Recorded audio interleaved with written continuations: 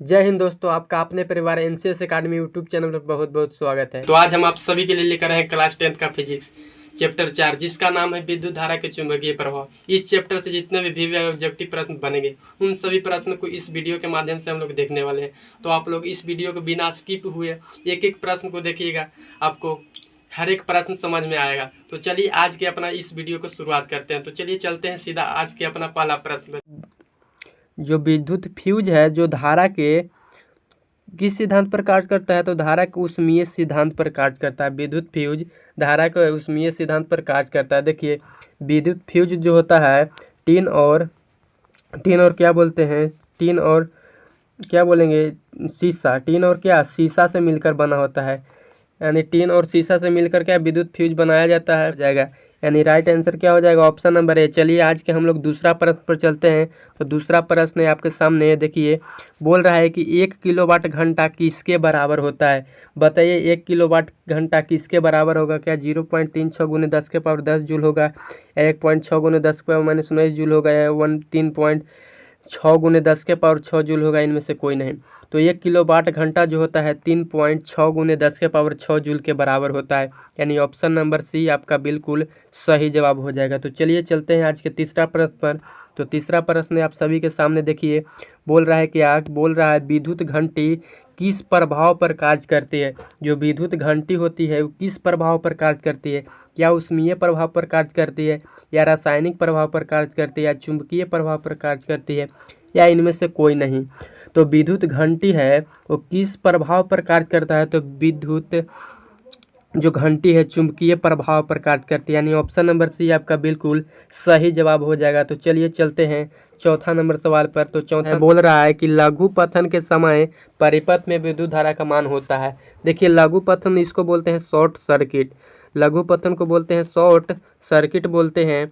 और जो होता है ना, इसमें जो होता है शॉर्ट सर्किट के समय विद्युत परिपथ का मान लगभग जो है ना शून्य हो जाता है, और धारा का मान होता है, विद्युत धारा का जो प्रवाह होता है उसका मान बहुत अधिक बढ़ जाता है, और पथ लगभग क्या हो जाता है, शून्य हो जाता है। उसी को बोलते हैं क्या, लघु पतन यानी शॉर्ट सर्किट। यानी बोल रहा है लघु पतन के समय परिपथ में विद्युत धारा का मान क्या होगा, क्या बहुत कम हो जाता है, या परिवर्तित नहीं होता है, या बहुत अधिक बढ़ जाता है, या निरंतर परिवर्तित होता है। तो देखिए जो विद्युत धारा के मान होता है वो अधिक बढ़ जाता है, और परिपथ का मान लगभग शून्य के बराबर हो जाता है। यानी बोल रहा है विद्युत धारा का मान क्या होगा, तब विद्युत धारा का मान क्या हो जाएगा, बहुत अधिक बढ़ जाएगा। यानी बहुत अधिक बढ़ जाएगा। यानी ऑप्शन नंबर सी आपका बिल्कुल सही जवाब हो जाएगा। तो चलिए चलते हैं पाँचवा नंबर सवाल पर। तो पाँचवा नंबर सवाल है आप सबके सामने, देखिए बोल रहा है कि डायनेमो का सिद्धांत आधारित है। डायनेमो का सिद्धांत किस पे आधारित है, विद्युत चुंबकीय प्रेरण पर, कि विद्युत प्रेरित विद्युत पर, या धारा के ऊष्मीय प्रभाव पर, या इनमें से कोई नहीं। तो डायनेमो का सिद्धांत जो आधारित है विद्युत चुंबकीय प्रेरण पर आधारित है। यानी ऑप्शन नंबर ए बिल्कुल सही उत्तर हो जाएगा। तो चलिए चलते हैं छठा नंबर सवाल पर। तो छठा नंबर सवाल है आप सबके सामने, बोल रहा है डायनेमो से किस प्रकार की धारा प्रवाहित होती है। जो डायनेमो होता है उससे किस प्रकार की धारा प्रवाहित होगा, क्या दिष्ट धारा प्रवाहित होगा, या प्रत्यवर्ती धारा प्रवाहित होगा, या दोनों धाराएं परिवर्तित हो सकती है, या इनमें से कोई नहीं। तो डायनेमो से जो होता है, तो डायनेमो से दोनों धाराएं परिवर्तित होगी। यानी दोनों धाराएं क्या होगी, परिवर्तित होगा। यानी दिष्ट धारा भी और प्रत्यवर्ती धारा भी। यानी ऑप्शन नंबर सी बिल्कुल सही जवाब हो जाएगा। तो चलिए चलते हैं सातवां नंबर सवाल पर। तो सातवां नंबर सवाल है आप सबके सामने, बताइए इसका राइट आंसर क्या हो जाएगा। बोल रहा है कि विद्युत बल्ब में कौन सी गैस भरी रहती है। जो विद्युत बल्ब है उनमें कौन सी गैस भरी रहेगा। तो देखिए गैस, कौन सी गैस भरी रहेगी, क्या निर्वात रहता है यानी कोई कुछ नहीं रहता है, क्या वायु रहेगा, या निष्क्रिय गैस भरी रहती है, हाइड्रोजन भरी रहती है। तो देखिए विद्युत बल्ब में जो होता है कौन सी गैस भरी रहेगी, तो ये देखिए ऑप्शन के हिसाब से क्या हो जाएगा, ऑप्शन नंबर सी बिल्कुल सही जवाब हो जाएगा। यानी निष्क्रिय गैस भरी रहती है। और हमसे पूछता है कि कौन गैस भरी होगा, तो ऑप्शन के अनुसार हम लोग लगा देंगे निष्क्रिय गैस जो होता है, इसको अक्रिय गैस हम लोग भी बोलते हैं, निष्क्रिय गैस के अक्रिय गैस भी बोल सकते हैं। देखिए आर्गन जो है आपका अक्रिय गैस है। यानी विद्युत बल्ब में आर्गन भी भरा जाता है, और इसके अलावा और भी गैस भरी जाती है, जैसे हो गया क्या नाइट्रोजन हो गया, नाइट्रोजन भी भरा जाता है। और जो हीलियम ये सब है वो भी कभी कभी भर दिया जाता है। तो यानी ऑप्शन नंबर सी बिल्कुल सही जवाब हो जाएगा। तो चलिए चलते हैं अगला क्वेश्चन पर। तो अगला क्वेश्चन है आप सभी के सामने, बोल रहा है कि भारत में उत्पादित प्रत्यावर्ती विद्युत धारा की आवृत्ति होती है। जो भारत में उत्पादित होता है वो प्रत्यावर्ती विद्युत धारा की आवृत्ति कितना होता है? क्या 50 हर्ट्ज होता है, या 60 होता है, या 70 हर्ट्ज होता है, या 80 हर्ट्ज? तो देखिए भारत में उत्पादित होने वाला विद्युत धारा की आवृत्ति जो होगा 50 हर्ट्ज होगा। यहाँ पर आपसे पूछ सकता है कि वोल्टेज कितना होगा, यानी इसका वोल्टेज कितना होगा जो भारत में उत्पादित होता है प्रतिवर्ती धारा। तो वोल्टेज हो जाएगा कितना जी? वोल्टेज हो जाएगा 250 वोल्ट। वोल्टेज कितना हो जाएगा? 250 वोल्ट। तो चलते हैं आज का 9वां नंबर सवाल पर। तो 9वां नंबर सवाल है आप सभी के सामने, बोल रहा है क्या, देखिए यहाँ पर 9वां नंबर बोल रहा है हमारे देश में, 9वां नंबर सवाल बोल रहा है आपके सामने, देख सकते हैं यहाँ पर, बोल रहा है हमारे देश में विधुन्मय तार एवं उदासीन तार के बीच कितना विभवांतर होता है। जो हमारे देश में विधुन्मय तार होता है और उदासीन तार होता है उसके बीच कितना विभवांतर होता है? क्या 100 वोल्ट होता है, या 200 वोल्ट होता है, 220 वोल्ट होता है, या 240 वोल्ट होता है? तो देखिए इसका राइट आंसर क्या हो जाएगा जी? ऑप्शन नंबर सी हो जाएगा, यानी 220 वोल्ट होता है। चलिए अगला क्वेश्चन पर चलते हैं। तो अगला सवाल है आप सभी के स्क्रीन पर, चलिए उत्तर बताइए कि विधुन्मय तार किस रंग का होता है? जो विधुन्मय तार होता है वो किस रंग का होता है? तो देखिए विधुन्मय तार होता है तो विधुन्मय तार किस रंग का होगा? क्या हरा का होगा, या लाल का होगा, या काला का होगा, या नीला का होगा?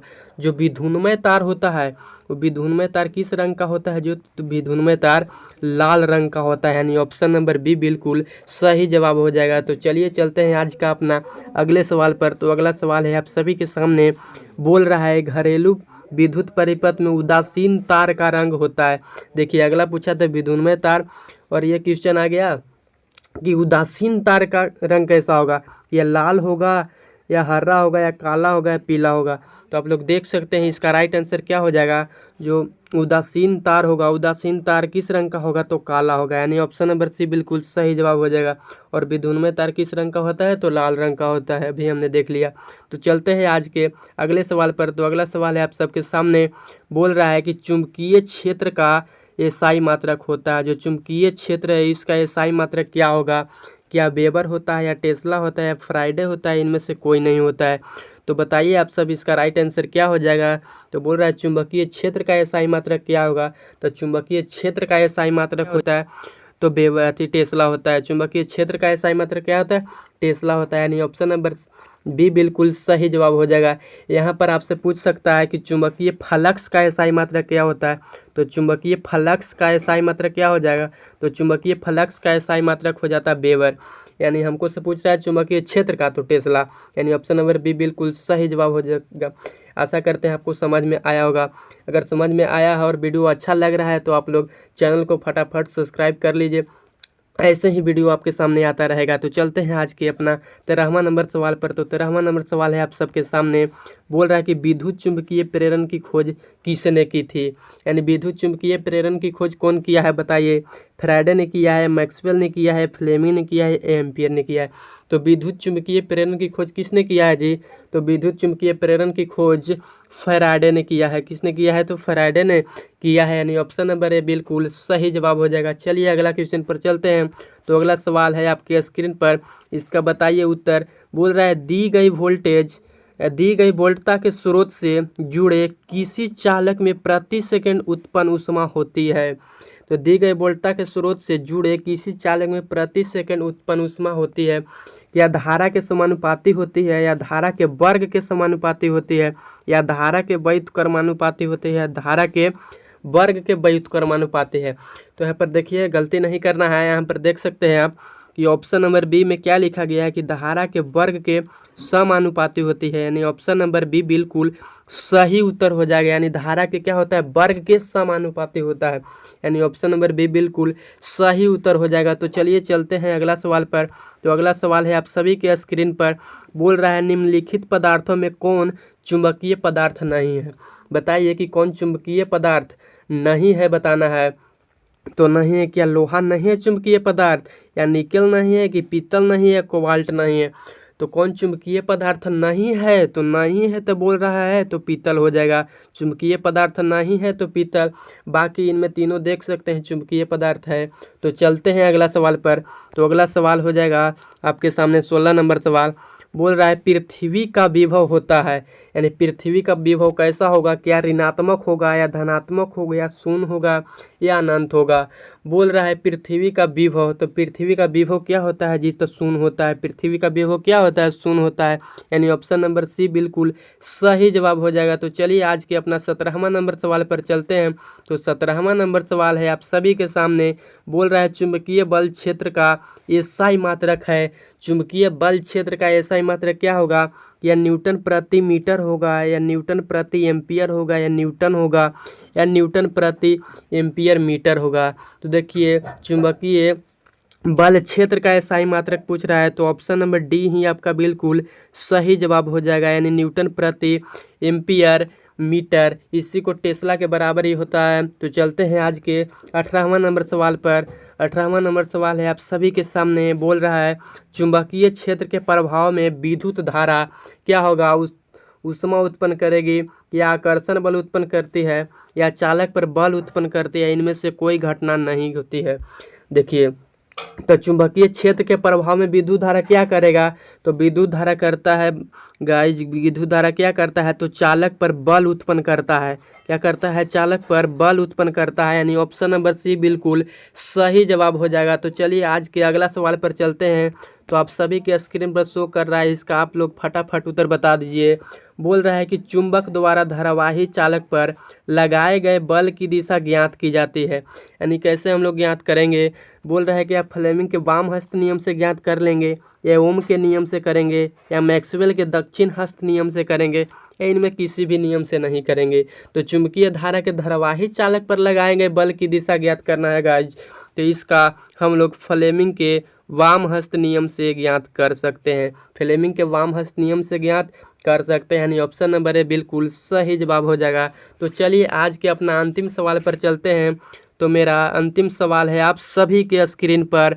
बोल रहा है विद्युत मोटर को चलाया जा सकता है, यानी विद्युत मोटर को हम कैसे चलाएंगे, या प्रतिवर्ती धारा पर चला लेंगे या दिष्ट धारा से, या प्रतिवर्ती धारा और दिष्ट धारा दोनों से, या इनमें से कोई नहीं। तो देख सकते हैं आप कि विद्युत मोटर को चलाया जा सकता है। तो देखिए विद्युत मोटर को चलाना है तो ये मतलब मोटर पर डिपेंड करता है कि मोटर किस प्रकार का है। तो यहाँ देखिए यानी ऑप्शन नंबर सी बिल्कुल सही जवाब हो जाएगा। प्रतिवर्ती धारा पर भी चल लेगा और दिष्ट धारा दोनों पर चल लेगा, यानी ये मोटर पर डिपेंड करता है कि आपका मोटर कैसा है, यानी ऑप्शन नंबर सी बिल्कुल सही जवाब हो जाएगा। तो चलिए आप लोग बताइए, हम लोग 20 प्रश्न देख लिए, तो आप लोग बता दीजिए कि आपका स्कोर कितना रहा, 20 में से आपका स्कोर कितना सही हुआ, उसका कमेंट हम लोग कहाँ देखेंगे, तो कमेंट बॉक्स में देखेंगे। यानी 20 में से आप कितना प्रश्न पूरा सही कर पाएँ, उसका उत्तर आप कमेंट बॉक्स में ज़रूर दीजिए। आप सभी को ये वीडियो कैसा लगा कमेंट में ज़रूर बताइए। चलिए आज के लिए आप सभी को बाय बाय, टाटा, जय हिंद।